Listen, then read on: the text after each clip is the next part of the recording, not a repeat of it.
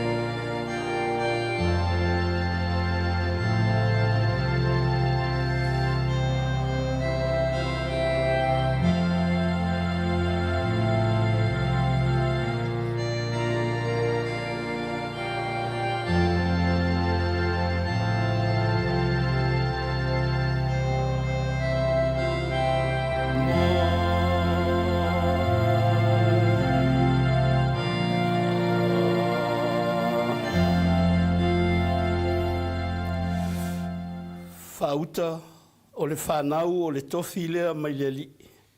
O e u whanau mai o le tau I lea mai a te ia. E pei o u whana I le lima o le toa e whapea lava ata li o tau le lea. A mu ia le tangata ua tumu ai le nautu. E le mama I la tau pe a la tau tau tala I le whai toa mai e I ta mai. Tātou te talo mo le anganga pa ia. Le atua sili e se mātou poto mai le nei tū la fiafi. Lau au whai ngā luenga, whawhea ngainga ma o lātou taito lua, whapea foi le nofo a au tala vau I te tonu o le pūlenga. Ai maise o le nei sauninga whapitoa mo au tala vau la iti. Mātou te whaatā ua I nai, whanau maalo le kālesia. I nei e tunuu, ai mai se foi I Samoa male la rolangi atoa. Le ali ielo mātou tamā, mātou ai oi ma le loto maulalo. Foa I mai le mana o lo wanganga pa ia, ina ia mātou la ngona taito atasi le nei aso, ma le whata ua ina o tūpulanga mwhanau.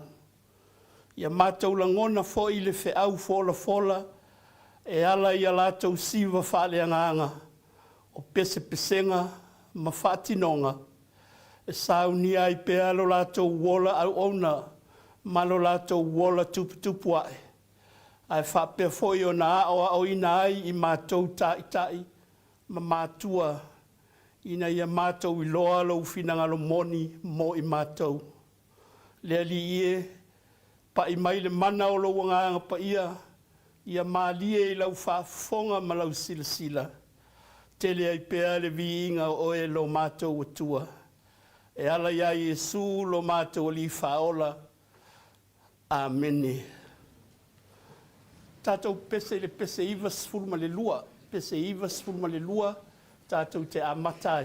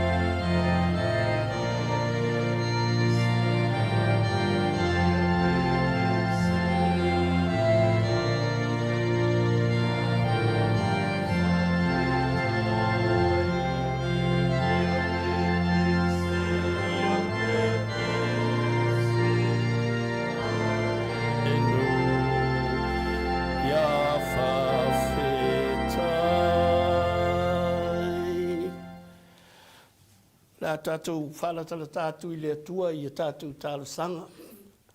A uma tālo sanga I a sāwani mai le au tala waulaiti a apahat.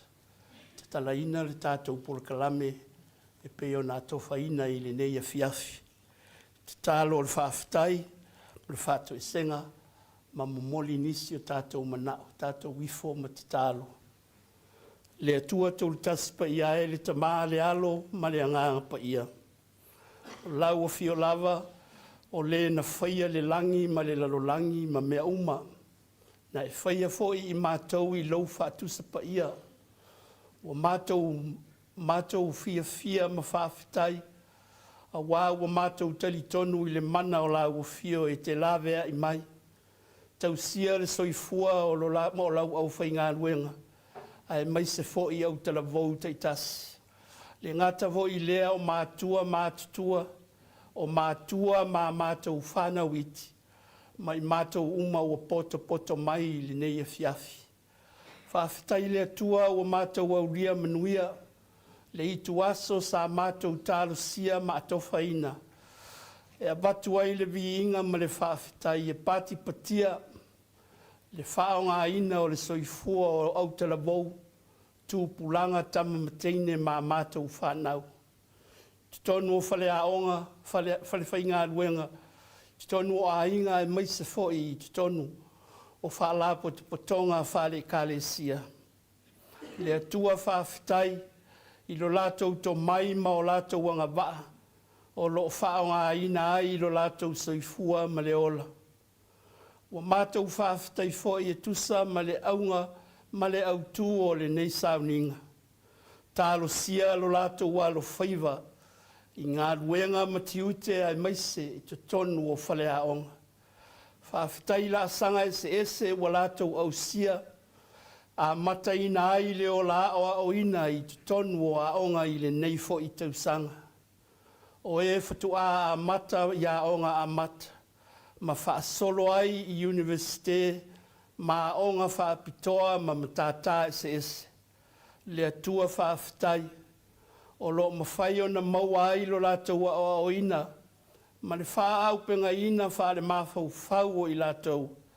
Ina ia o ngā I te tonu nuu ma ainga ma malo, ai maise I le kālesia. Whaafitai I lau o loa tāua o lo e fōa I pēa I ainga I nuu ma kālesia. Whaaua wina o lau fōanga e whaatangata ina I pēa le lalolangi.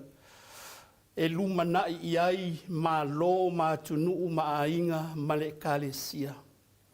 Mātou whaafitai la sanga fōu wa lātou au sia I so se la sanga o le ola o ina.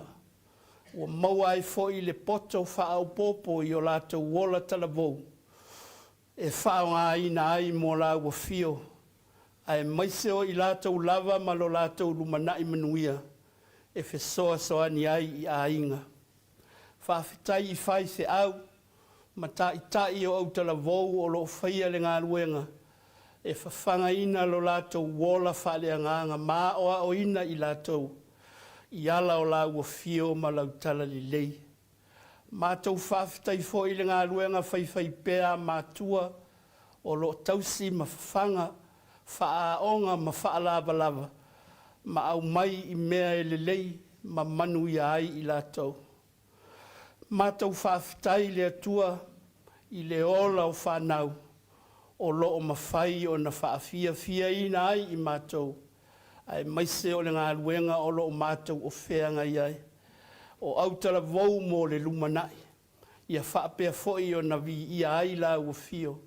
I mea le lei uma o lo o ala mai lo lātou soifua.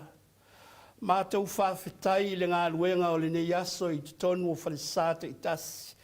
Lau au na toe ina ma le tina whaapea foi lau whai ngā ruenga whai whe au. Ta wasu pea le ipu vai o le ola. I le upu whale nganga e fola atu ma o atu. Ina ia maua nganga mo la ua fio malo. Whaafitai le soifua tautua I te tonu o e kālesia. O naita māmatina mātutua o lo tui le muripanga.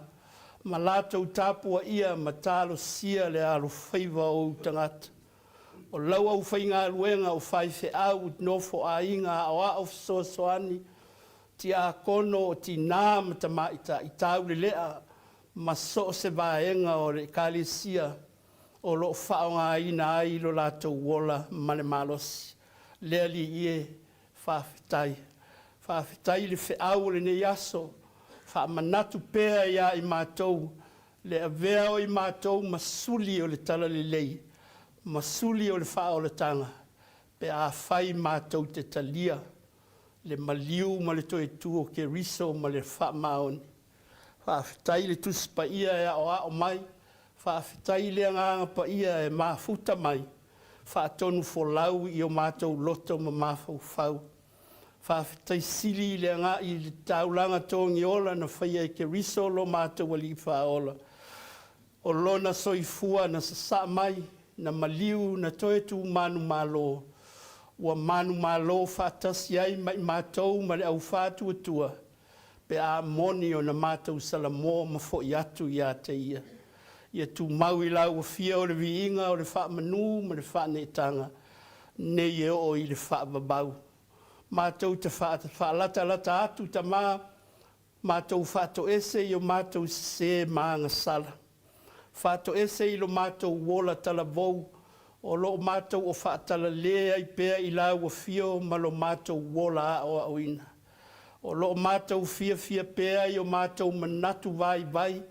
Ma manatu e whaase ina ai i mātou i le talu fou. O le teknolosi maa o aonga fou i le nei vai tau. O mātou wha mua ai i mātou ma lo mātou poto ma le malama.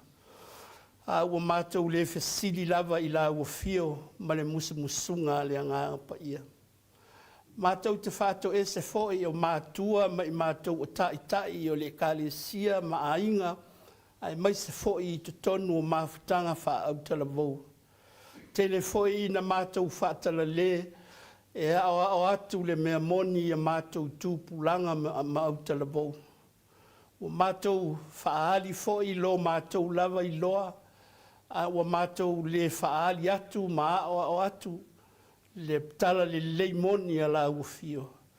O le tala le lei e le manatu whapito. O le tala le lei e le tau whaatau waaina isi o mātou uso a tangata. Ai maise tūpulanga tala vau. Wa aunga tā mātou e whao ngā lātou tā leni maanga waa. Ne i mua o na lātou whaia o mea e le io o iai lo mātou malama. O mātou le fia te tala atu foi lo mātou sao wha mātua wha taitai. Ina ia lātou la ngona foi le mawhana o le ola mafuta whatasi a inga ma nuu ai maise i le kalesia. Wha mangalo foi tūpulanga wa le wha o ngā te tau lo lātou malama. Whaonga i isi a wala e le mawai se nofo le lei ma isi o mātou uso a autala mou. Le mawai fo i se nofo le lei ma mātua ma ainga ai maise fo i le kalesia. Le ali i lo mātou tama. Wha ngalo i mātou i lo mātou le whetausia i ma le alufan. E le whetūwha i mea le lei e manuia ai i mātou mātutua. Ai ati na e ai fo i o lātou o langa tala vau. I le ala o la ufio ma loufi na ngalo pa ia. Wha mā ngalo i mātou i le toto Yesu ke riso lo mātou a li i whaola. Mātou te tālo ta mā ia e whaatasi mai ma whaatasi mai lo wanganga pa ia.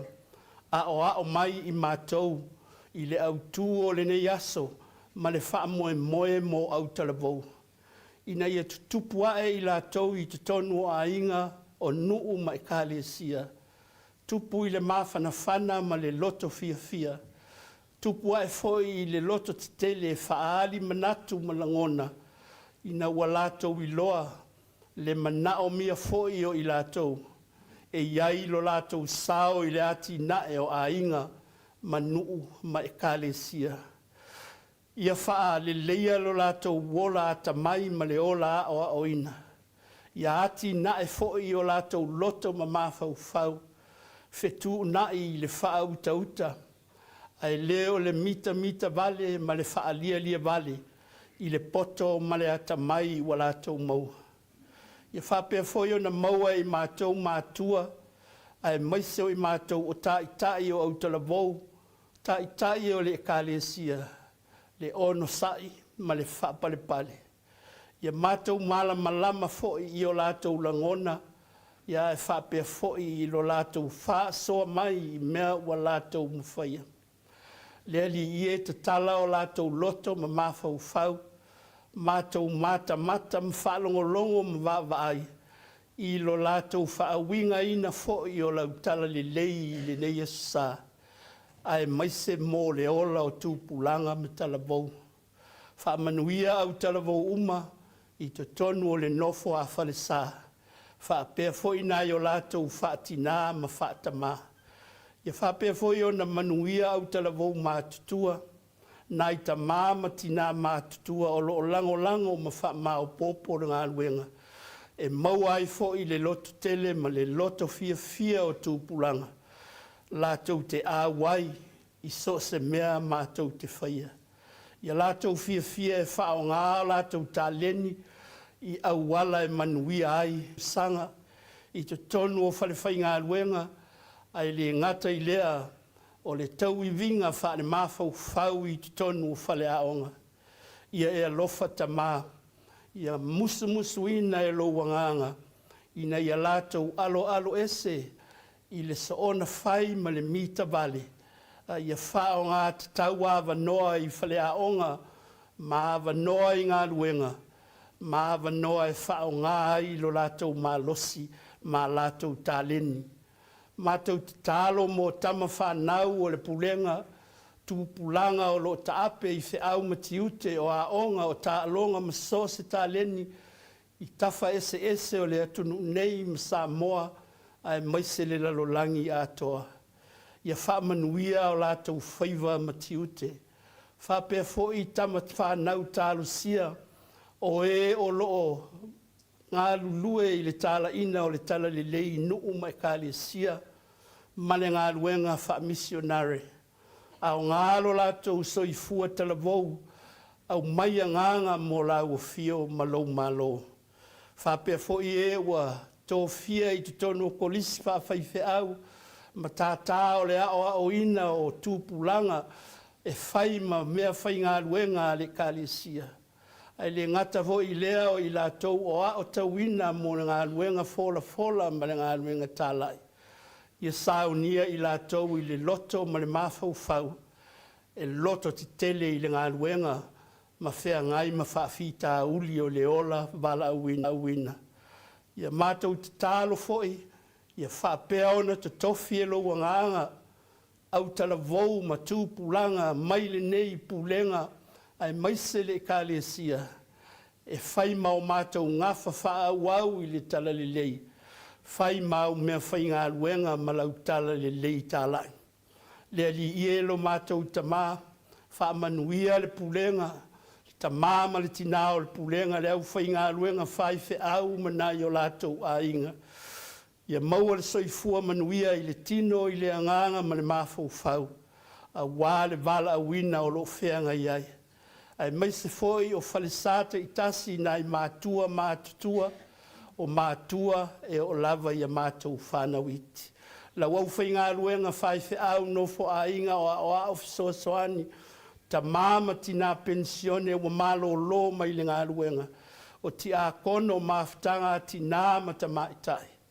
Le ali ie, ia whātutu muina i lātou i tā leni maanga wa ai tusa malo lātou wala wina. Ia manuia lau ngā luenga, ai le whaamua i mātou i o mātou wola ngā lulue. E te sila fia mātou tāpenanga uma mō le lumanai, whaapulenga, ai maise foi i te tonu o mātou au lotu taitasi.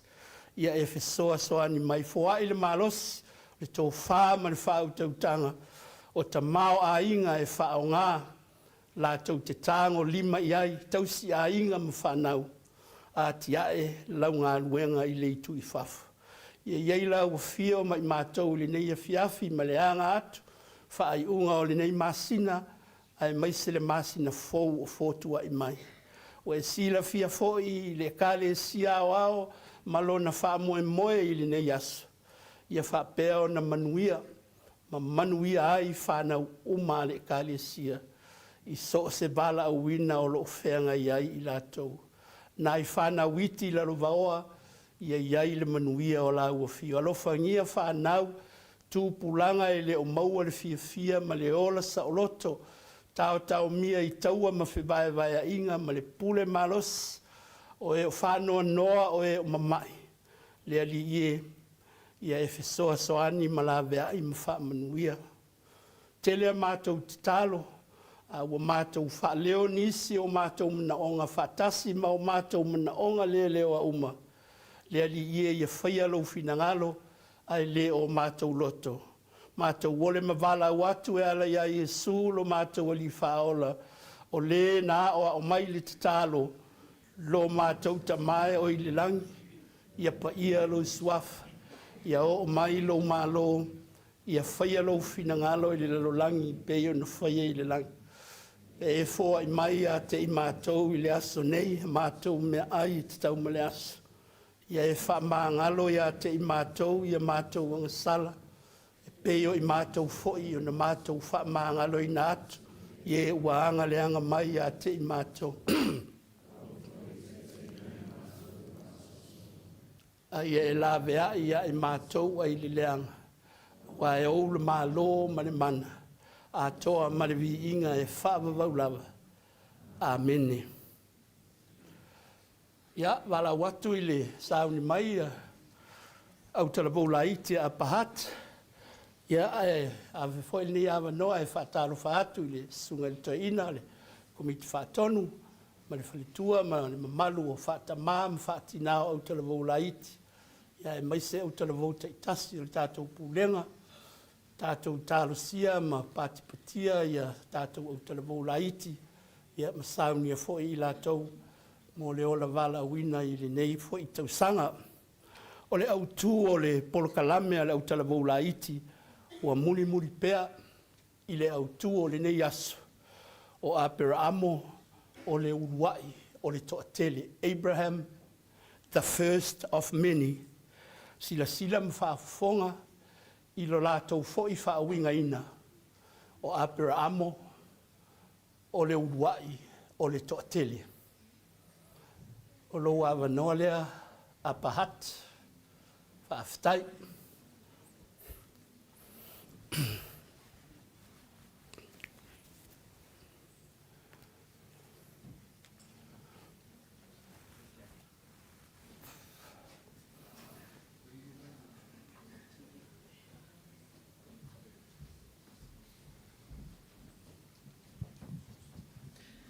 Yeah, e mua lava o te whia whaatalo whaatu I lausunga le tai whono. Whaapea mātua le pūlenga, susunga whaawhengainga mautou whale tua. Ma malua autau la vau le pūlenga, ai tai nane o uso mautua ngane. Ma aloa lava le soifua manuia ma le langi e mama.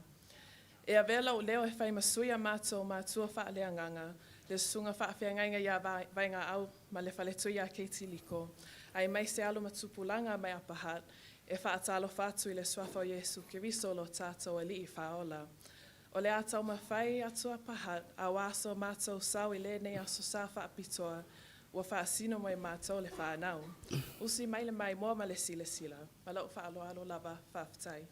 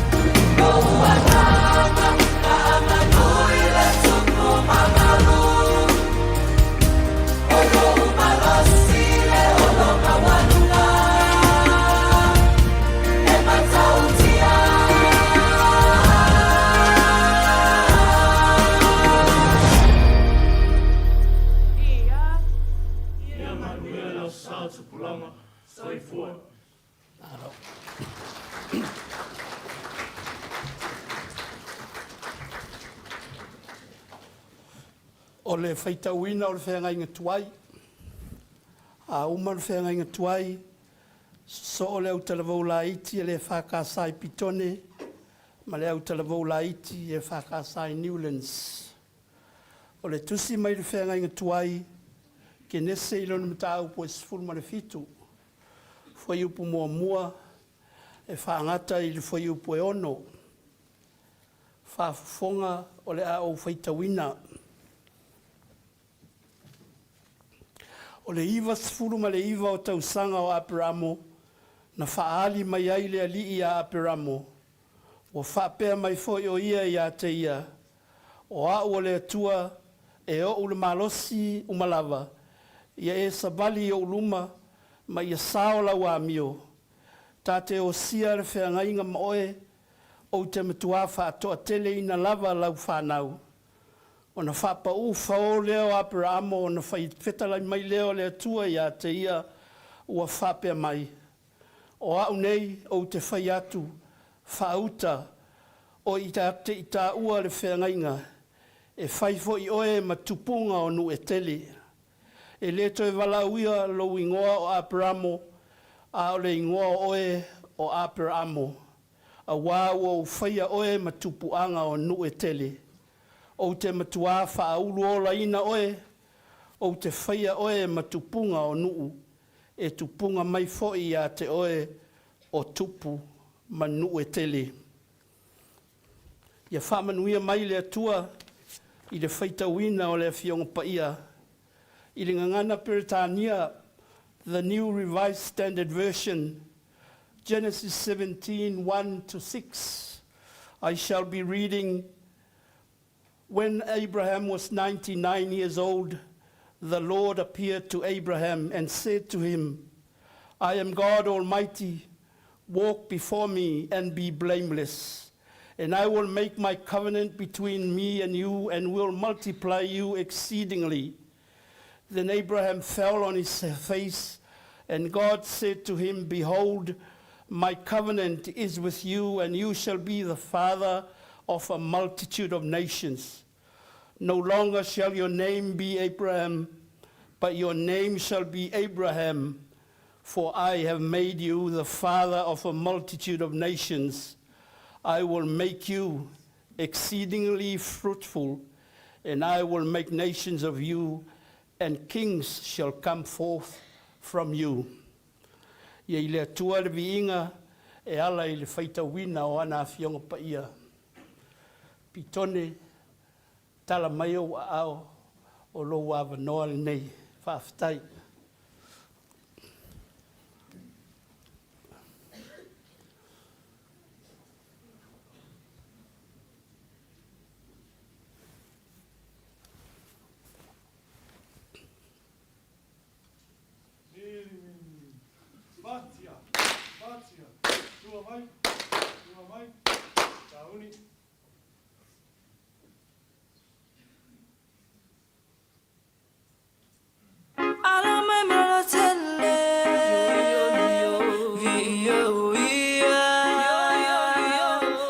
Mata utia Via oia Siva mai moleli O fai mea sisiri Maule o la malosi Lala mai Fatola moleli O selunga mavi O le tofa maoni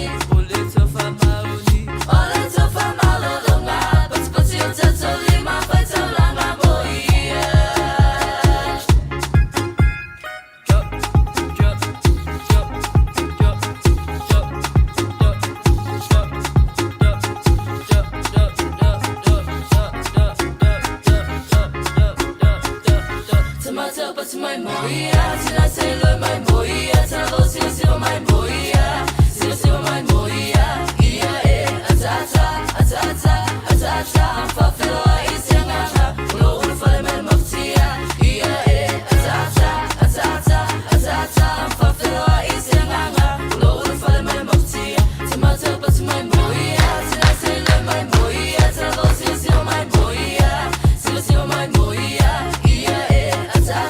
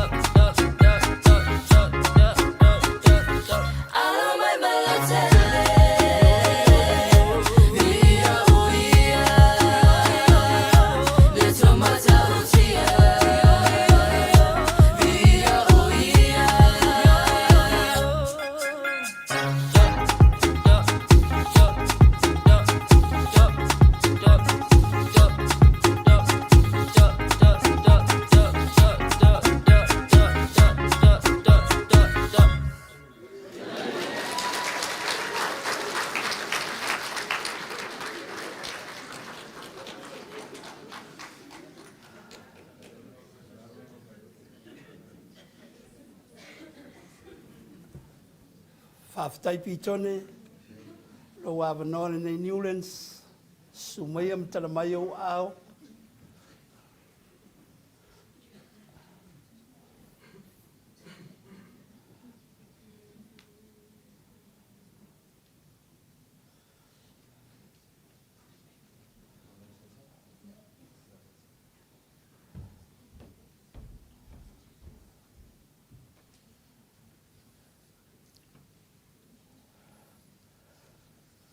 Ja, patala fatu le. Au talavo Newlands.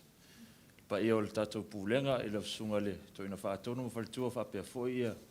Sunga i whawhia ngainga malatu whaletua. Ia o lewa. Tau sila mai ia. O le whai malanga lesi afo le mata au talavo. Ia au spea ia wa watu e. Whaatino le matu ai tema. Ia, ele fou. Ia na o mea fou lava mea mau ai. Usila sila man mai moa.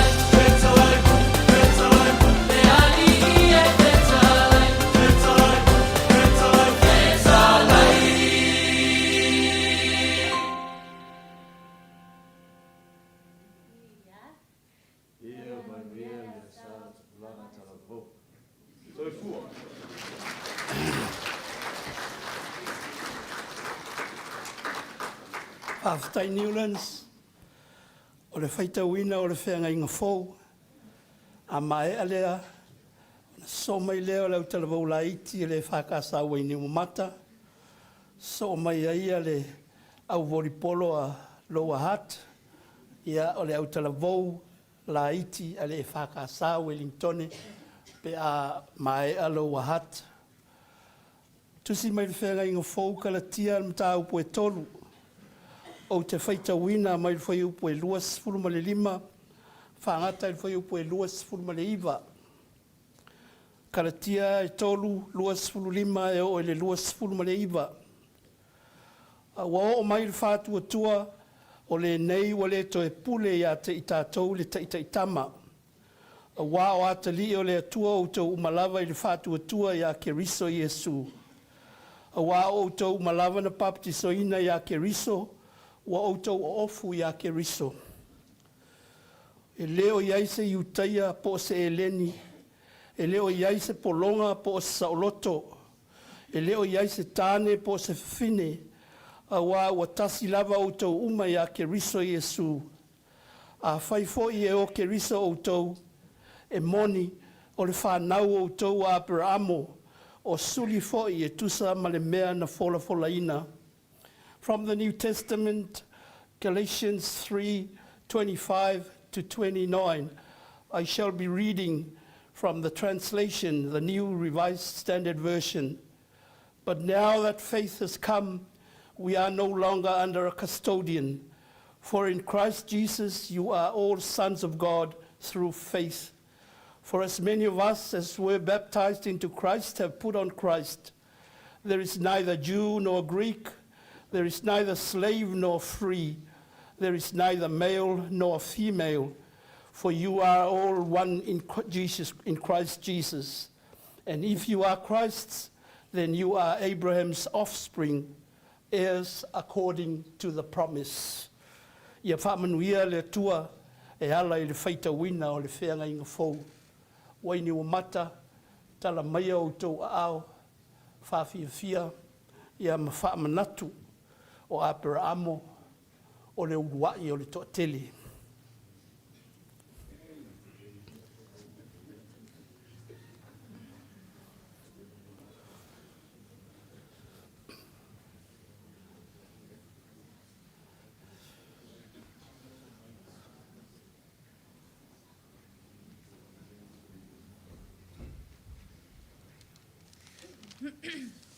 Whawhitai lava molo awanoa. O te whaatalo whātu I lau sunga li tai. E a velo leo whai mawhifunga tau muli muli o le mātou whaaleanganga. Le sunga le whaawhengenga I au tupo, ma le whaletua I a marasi pitau. Te whaatalo whātu I lau sunga le tue ina whaatonu, ma le whaletua. Whaatalo whātu I le pa ia o le au whainga luenga I sunga I whaawhengenga ma tau whaletua. Whaatalo whātu fo'i I tupulanga talavo ta I tasila tātou pulenga. Wasina saula I titi le tupulanga talavo mai waini o mata. Usila o sila sila malo mai moa.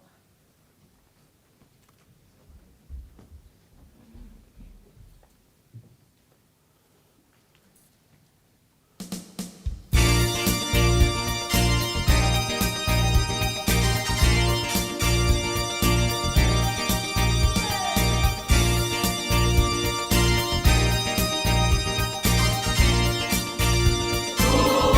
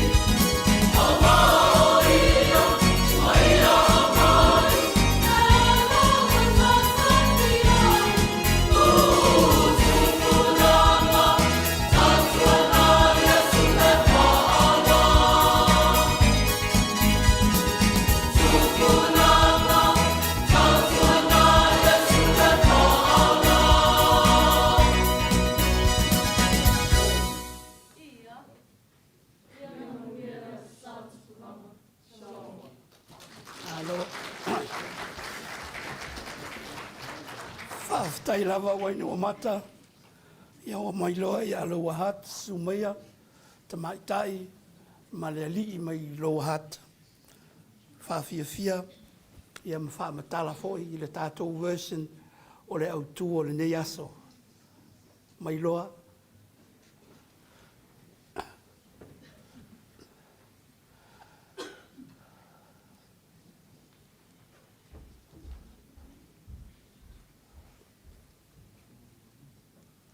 Sula i atu ma le awa ma le whaaloalo, e whaatalo whātu i lau sunga le toia ina whaatonu ma lo whalitua, whaatalo whātu fo i lau sunga le taitai, ma le paia o le au whaingaluenga ma whalitua. Whaafeiloa i fo i mātou pensione ma lolo, ai mai se au talavo lai ti taitasi, ma le paia o au fia i le nei sauninga. O le au talavo lai ti mai lau hat le nei, se mātou sau puu a wale a sau tupulanga, ai usia lau sila ma lau mai moa, ai le lata ma whai atu le whanau. Ma lo whaaloalo lava tai.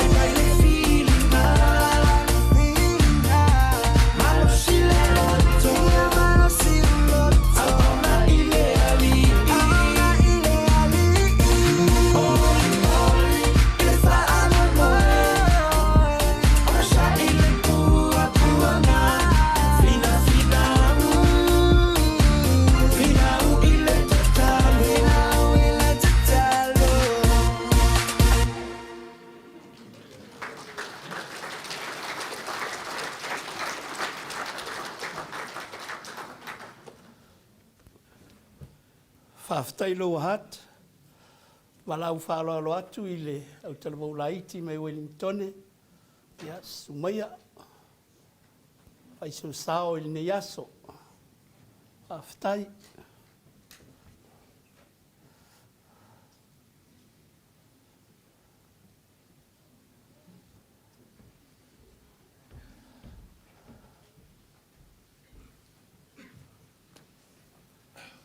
Ia, whaatalofa ma whawhelua i atu le pei e tele o le nei sauninga, i ona tūlanga whalupeina.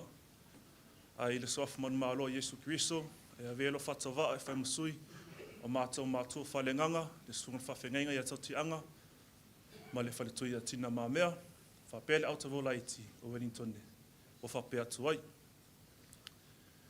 Maaloa le soi fumanuia, e lau sunga le toina whatonu ma le whaletua, susunga whawhengainga ma whaletua, a mese lau sunga taitai stauninga, lau sunga whawhengainga ia Oliver Tiai. E whaatalo whaatu fhoi, i susunga Pristene, o nofo au talavau, taitasi e tatou pulenga, whapea le maulu tatou tapo inga, ia maalo le malang manuia le neto sanga whau, ia waolia a wale alofo le tua. Ia o le au talavau la iti le nei mai Wellington, o le ata mawhai atu, awa se mātou sao, e ala i la mātou whaevangalia, ia usmai loa le sirisira manu mai moa, o le a mātou tamawhai atu, ia manuia tele tatou tapo inga, ia manuia tele tausanga whau, so i fua, whatai lava mo le avanoa. Saungi. Oh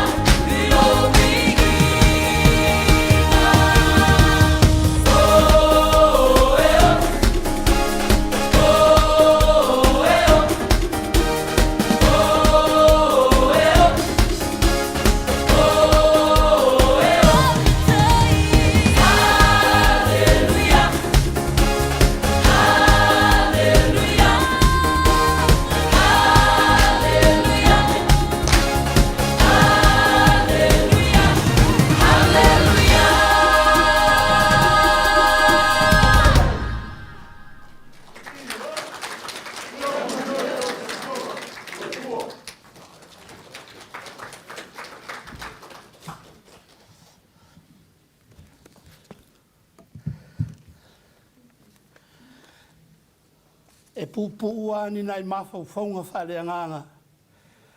Se I tau whafsota iai ma le mātou ngā nuenga I le nei fiafi. I won't be long. I just want to put in context why we picked to continue today's theme. Apera amo o le urua o le tōteli. Ke nesem tāpu e suruma le fitu whai upu e lima. E leto e wala uina o e ilo ingoa o apera amo. A ole a ingoa o e o apera amo. O wawa o whaia o e matupunga o nu e tele. No longer shall your name be Abraham, but your name shall be Abraham, for I have made you the father of a multitude of nations. Abraham, the first of many. O le ingoa aperamo, o le tama o whaasilisilina, exalted father, one and only one. Ai talu ai ona o le ustai o aperamo I le atua, na tu ualo na nuu ma le ainga o lon tama, ai alu I le whasinonga na finangalo le atua e alu iai. O na whetalai leo le atua, o le ai ngoa oe ia Abrahamo, o le tama o nu e tele. Abraham, father of a multitude of nations. O le whamanuyanga o le ngata o le tama silisili, exalted father, a ua tō iai ma le matu palapala, ua whai ngoa ia Abrahamo. O le tama e tutupu mai ai tangata e toa tele. O le toia ina sana o ia I le taimi na wala a wina ai e le atua. A ua whaatele ina, ma whaata mao a inga ina. Ina ua fola e le atua I a Abrahamo. O le a whanaua I la ua malana wa o Saras tamatane ingoa ai sa ako. O le tama o le a tupunga mai ai tangata e toa tele.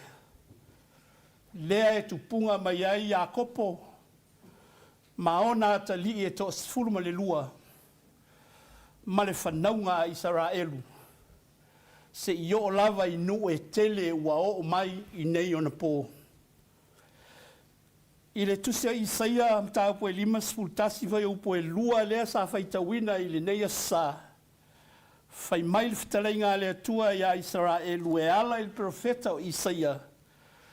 Ia outou va ai a Abrahamo, lo outou tama, masara o le na whanaua outou, a wana uwala wina o ia to atas, ma o whamanuia ia te ia, ma wha to a teleina o ia. God set up Abraham as an example for Israel to see, as a shattered nation being reduced by exiles and dispersions by the powerful nations like the Babylonians. Their population have shrinked, and as their hope of life, because they have been marginalized. But if they see how God blessed Abraham because of his faith, he started only a single individual when God called him to leave his nation, his country, and go to where God will show him to go. A son will give rise to many people. It's the promise that God gave him. Abraham was also blessed with personal wealth, livestock, and good crops. He was well off because of his faith in God. I le tusi o Kalatia sa whaamalosi atu ai le apostolo Paulo I le kalesia o tangata nu ese. O tangata e leni tangata iutaia. La taute lei loa foi le atua ma le tala le lei a Yesu Keriso. Aina ua whalongo i utaia ua lātou ta lia le tala le lei. O na lātou te te ai lea. E le mawhai. Se ilonga e perito me ina. Ma lātou tausi le tūla whono. E a vea ma tangata i utaia. O na whatoaanga waa lea. I le whao le tanga a Iesu Keriso. Ma le maa lo le atua. Ai whai mai Iesu, ai whai mai Paulo. O Iesu o le suli o le nuu tele lea na tutupu mai a Abrahamu. O Iesu foi o le atua liu tina tangata na fio mai e whaola le lalolangi. A ua o mai le whātua tua o le nei ua leto e pule ia te i tātou le taitaitama. A wā o ata li o le atua o tau malawa i le whātua tua ia ke riso Iesu. But now that faith has come, we are no longer subject to a disciplinary, for in Christ Jesus you are all children of God through faith. The Christians in Galatians were marginalized and discriminated by the Jews because they were Gentiles. They were not Jews. And the Jews argued they could not be qualified for the salvation of the Lord unless they were circumcised and keep the laws of Moses as demanded by the Jewish religions. Paul defended the Galatians that they were not bound by law. Having faith in Christ is parallel to Abraham's faith in God, because Christ is the incarnation of God's grace and love for the world. Having faith in Christ is enough for the Gentiles to be justified by faith. They were descendant of Abraham through and shall receive all blessings that God bestowed on Abraham through faith and belief in Christ. Autalawo, we are a marginalized population. We are discriminated by the people and the community. We get isolated through our work and our studies, and we feel small at times. So where do we go for help? Be rest assured that you are members, descendants of the kingdom of God through faith. The many nations that God promised Abraham, you are part of that nations. O i tātou o le nuu tele, o i tātou o suli o le nuu lea na fola ia Abrahamu. E ala i le whātua tua, a wana fio mai Iesu Keriso o le suli o le ainga o Abrahamu. O le whātua tua, ia Iesu, e whaola ina ai i tātou. Whaapei o na manuia ai, a pera amo ino na whātua tua i le atua. O le au tau walo whaiva i le nei tau sanga, i ngā luenga, maa o aonga. You will feel left out o na o le commitment e mana o mia i au mea onga ma lau ngā luenga. E whasino sino mia fo i tātou, e pei lava o na oo le whaasino sino lima i tangata kerisiano i le amtanga. Ai maise le whanau le atua le nuu o Israelu. Ua tuu i titia o na o le ana, ma le whaamaoni i le atua. Ia e tu mau i le whaatua tua ia Iesu Keriso. E te maua whaamanuianga uma o le whaatua tua lea na ofo ia Abraham. Pe a whai e moni lau study malau commitment i lau au talabou malo wola o oina ia i le atua le viinga nei o i le whaapapau. Amene. Wala watu i le au talabou laiti le whakasai at Valley tau alunga i le tātou fiafi whaaftai.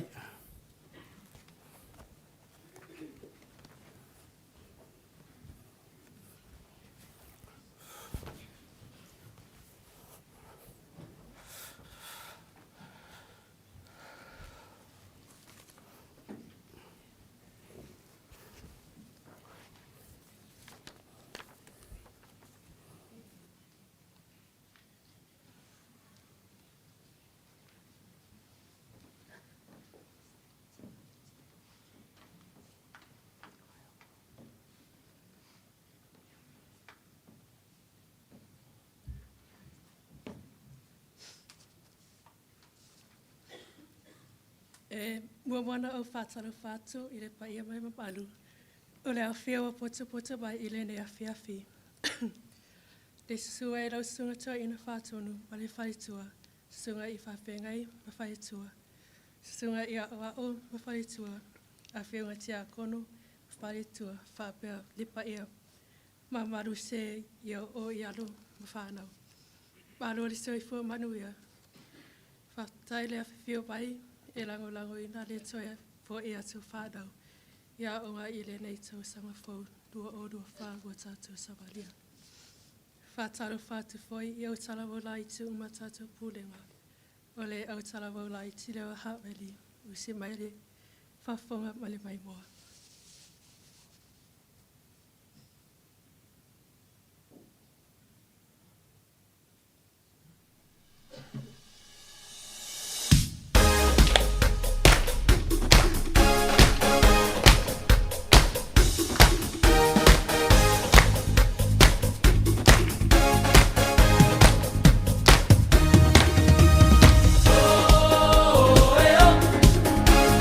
Oh,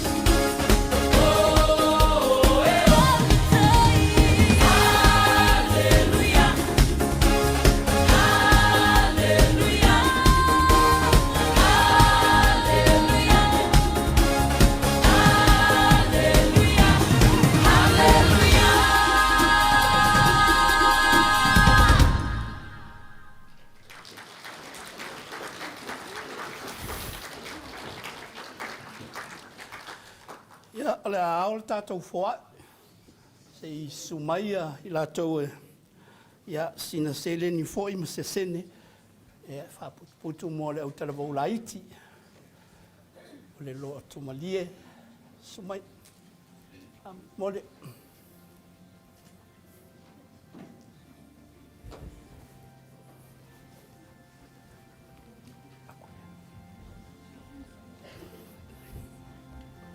O fasala wa o fa mo area, please.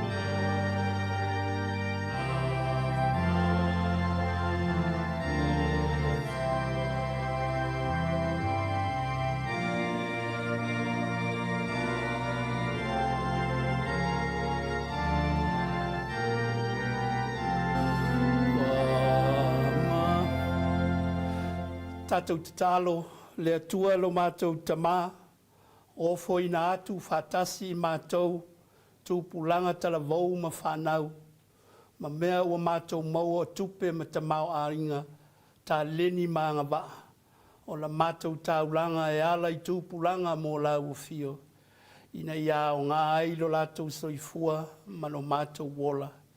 Ta lia mai nei tāulanga whātau waa, ua mātou wofo ina atu e ala ia Yesu whapa ia, ta lia mai mai mātou uma mana ia mātou whanau, mō lau o fio ma le tala li lei e Yesu ke riso. Whātupu le loto fia foai, whātupu foi le loto fia fia, e ofo atu le malosi ma le ola mō lau o fio. I lau swafa Yesu le foai sili. Amene.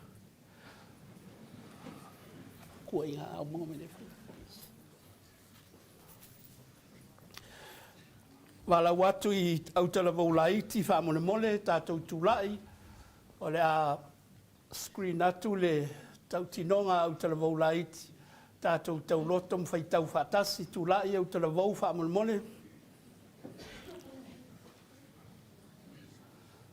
whaitau I a o au o le tūpulanga talabou, le ekalesia whapotonga Kerisiano Samoa, o te fola ma tautino atu, o te ola ia Keriso I lo uolanga atoa, o te awai so sauninga alotu, whaitau ma sue I le tuspa ia, o te talo whatasi pe te talo to atasi i le manuia po o le puapua ngā tia.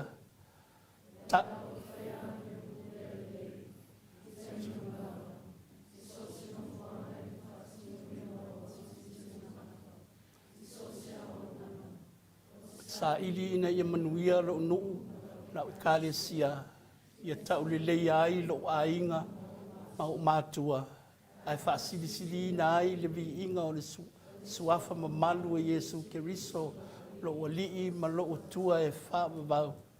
Amen. Tūlai pēa tātou pese ili pese se lau 5 manifitu whai upu mua ma whai upu e lua tali whai upu e tolu ma whai upu e wha tali. Pese se lau 5 manifitu.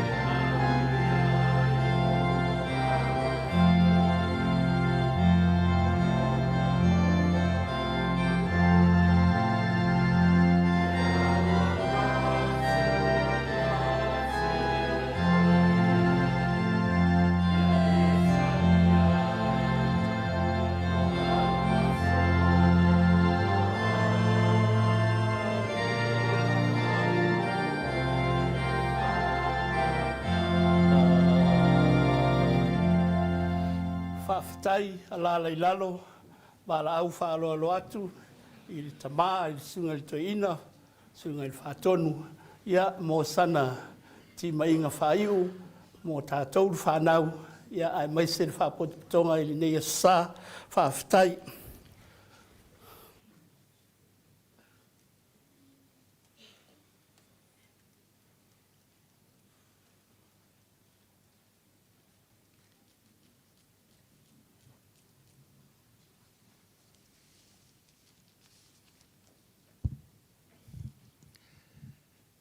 Whaafitai te lei lau sungare. Tai te lei lau sungare, tai tai mo le awa noa. O tula i atu i le awa ma le whaalo alo. I e lumo alo tātou pūlenga. Mai se o alo ma whanau. Whaapitoa i ai nei fiafi. Mātango fiere vāwa i antu i ante o tau. O tau o le lumana i o le nei pūlenga. E o mai ma o, ai tupu pēr le pūlenga. I le waai ma le loto fia.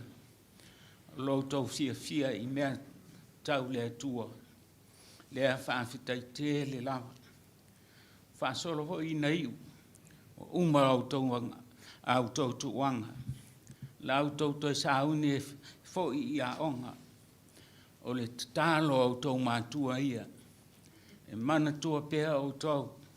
I le o atu ma le toi fo i mai. Ma i au tau loa. Au tau o le whanau a Peramo. O le wha le onga o a Peramo ia e mese foi. O na wha alolong. O ia o le tamau le au whātua. O ia o le tamau le au whātua. A whai tāntou te o i tūlanga a ao a Peramo me fia iai a Peramo. Vea i tāntou matama mtene o le whanau a Peramo. Mo loutou si la fia. Ep is man, Raham is multitude. Tāntou umalo I tono multitude. Lots of people. Yeah. Tāntou o le whanau a Peramo. Na sui e le atua e le sui e sesi. Ma ia a Peramo, Ioi. Tonu ia o le man, o le tonu o le sinangalo o le atua. Ia whaari mai ia I tātou.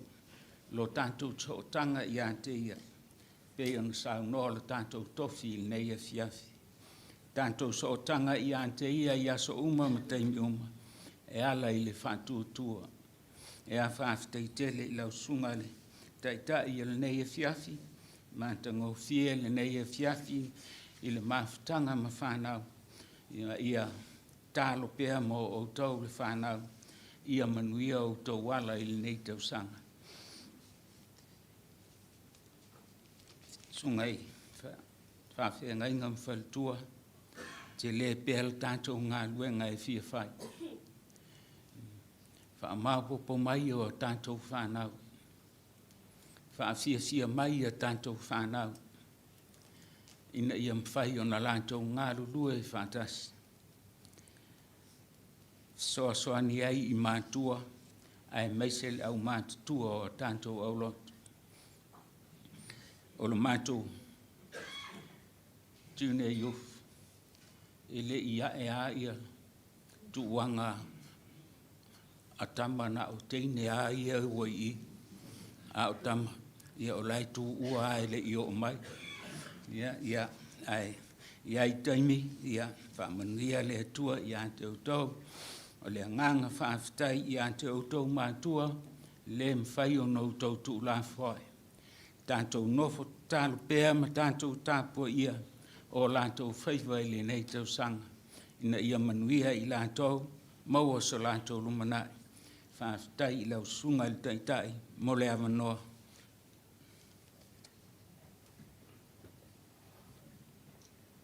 Male te taro whaiu, mole. Ono sai mai se 5 minute, tua tule awa noa I le ofisa o on Kirisiano o mtanga luenga. O lo awe mai, mo li mawina le tātou wha moe, ia ona tātou soa I lea ma le tātou fono, whātau sanga e peo na ua uma o nātou whaina. Mo li atu le whaafatai tele le tātou whaapotapatonga I le nei e fiafi. Sunga le toina whaatonu ma le whalitua maise, leo whainga luenga I whaafea ngai ngam whalitua, whaatamā o Aotearoa, ia o sui o Aotearoa te itas, ia e maise le Aotearoa la iti, tai, ia se I o lava I se au pito I titi o Aotearoa la iti. Te whaafetai tele I le tātou mawhitanga I loutou tali manao, ia o le neiho I aso, mātanga o fie pese o autou wha evangelia. E leo se fia whaasā o le tātou ingilisi, a o le tau mwhai, ia aua ne ingalo, vi inga malau pese whaasā mua, ia le tātou whaasino manga, ma le tātou tupuanga. Ia manuia tele o tau le tupulanga, ia maua le poto ma le atamai, maua le whautauta, i le anganga o le ali, o ia te o tau taito atas, whaongai na ia o tau tā leni maanga ba. Manuia le langolango a mātua, o lo tau mwhaipea e support ma langolango whanau, ia ai maise le au whai ngā luenga, ia mai tātou uma, ia le ali i tātou whai u le tālo, o le a mātou tu uanei le ali ie, mātou pala au atu, ma le loto maulalo. Ngā lue mai lo wanganga pa ia, whamatala loto ia i mātou uma teito tasi, ai maise mātou tūpulanga ma au tala voula iti. Ina ia mātou i loa pea lau tala li lei, ma mātou i loa lo mātou whasi no manga, i luma o la wafio ma lofina ngalo pa ia. Ia turi loa ina i mātou umalava e le manuia ma le file mua o la wafio le atua le tama. Le alofa tu noa o Yesu ke riso lo mātou ali whaola. Ma futa mai pea lo wanganga pa ia mai mātou uma malau whanau i le lalolangi atoa. Nei o i le whaavavau lava. Amene.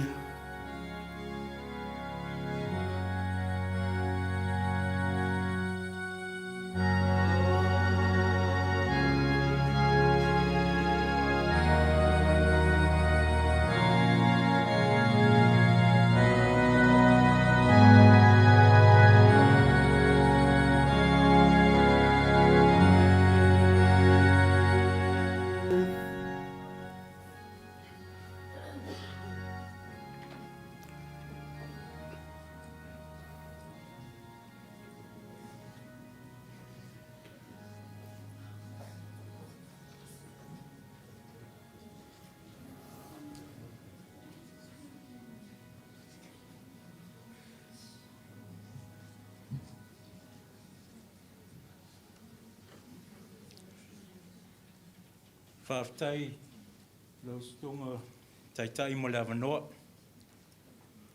O te tūlai i le ava ma le whaalwalo. Waene le su le sunga e le whai whiau toina whaatonu ma le whaatua. Su i sunga i whawhengainga ma o tau whaatua. Le malu le pulenga i mātua māinga. O mai masani. Paftai le lofo le atua, ua mawhai ana whātau nuina le wha moi moi le lotu o tupulanga. O lea o silsila, le pulenga maua tātou matamata i tāpinanga uma le ne asu. O pese masiva,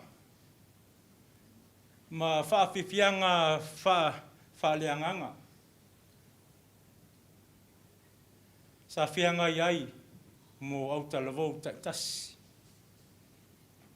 E tali tonu foi le manatu, ua whaamali ina le sila o le pulenga, ma ua tātou mai moa ai sili ai, ua maua nia onga lelei mo tātou tupulanga e tau ala mai i pese masiva whaleanganga.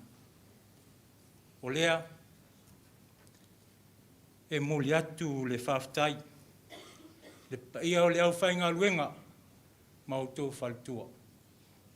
A whionga i Prestene, sunga i taitai, tama mataine talavou le pulenga i Wellington Saute. Whaftai foi ona o le talia le leia, o se leo vai foi o le nei ofisa.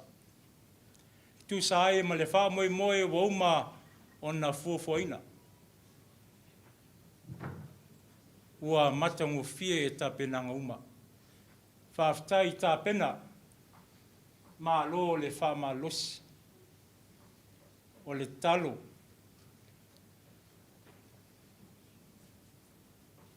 Ia manuia i lau sunga e le whaiwhiau to ina whātonu ma le whalitua. Manuia le au fia o whātasi mai le nei aso. Manuia foi o tama mateine talavau le pulenga. I le whea ngai ai a onga. Ma ngā luenga i le nei tausanga. Ai, whamalulu atu. Ana nei alofa, me alofa whātau waa. Tātou whai whiautoina whātonu mai lo sunga le taitai. Whāwhitai mo le amanoa.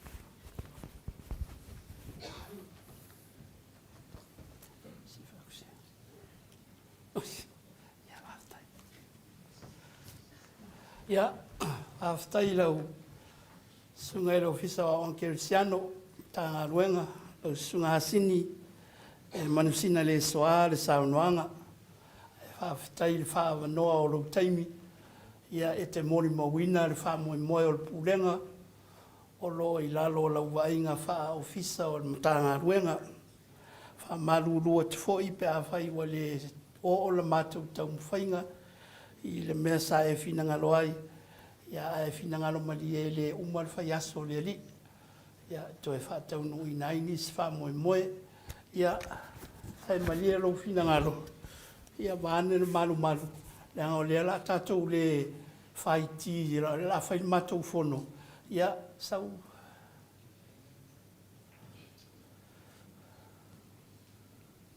Nasi se leni lai titi le whātau e se lua McDonald whai e lua ti le fiafi ia se i ovo i se steimi u whataru whea ngai ia una whate lele o lau tau mo whatanga ai mo le nei aso whawhatai tele ia whawhatai fo i lo ma au mo le sunga i whatonu ia ai mai se fo i o mātou tangata ia lei o le mea tā ua i le mawhauwhau o lo au ai mai e mo le mau tau mwhainga le nei pūlenga tau atiae ia mātou whātai tali pēr, ia po a whēr taimi sa wai tātou grant, ia e tua tu pēr i lau whaitalia, o oe o lo pule i lea mea, ia e tātou tāna sia i whai aso le li, ai mo ni aso whāwhatai tēle lava, ia o le a whaau tātou por kalame i le tātou AGM, ia a mātua whāwhatai le su mai, ai oe whātali mai le hall se i umalfono, ia na whai whātasi leo tātou i puti, ia manuia nei e fiafi whawhatai,